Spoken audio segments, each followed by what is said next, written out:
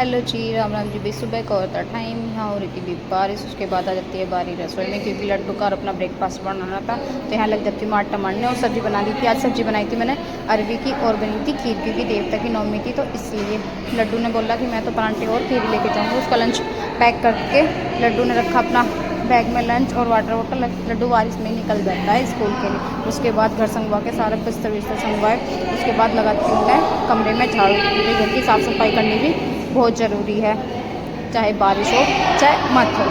भाई बारिश जो है वो तो बंद होने का नाम ले ही नहीं रही थी। देखो कंटिन्यू बारिश, साफ़ सफाई करने के बाद फिर पड़ गई। और मैं सोच रही थी करूँ तो करूँ अब क्या। कॉलेज जाने का भी टाइम निकल गया था। फिर नहा धो के करी अपनी पूजा, क्योंकि आज था भाई मेरा सोमवार का व्रत। तो अपनी पूजा पाठ करके फिर उसके बाद पतिदेव के लिए रख दिया था जोत, क्योंकि पतिदेव जा रहे थे देवता पे जोत जलाने। और मैंने लोई और खीर सब दे दी थी। पतिदेव बारिश में ही चले गए थे। फिर आके मैंने करी अपनी ऊपर पूजा। यहाँ पे शिवलिंग लगा रखी है, तो शिवलिंग पर जल चढ़ा के पतिदेव को दिया ब्रेकफास्ट। और उसके बाद वही सारा काम निपटा के तसल्ली से कटोरा भर के पी अपनी चाय पीने के बाद फिर हो जाता है शाम का टाइम। और मैं लग जाती हूँ फिर से अपनी रसोई में, क्योंकि अपने व्रत खोलने का हो रहा था टाइम।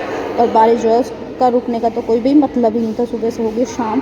फिर मैंने आज अपने व्रत में बनाए थे आलू खीर रखी थी और सिंपल रोटी। Bye bye.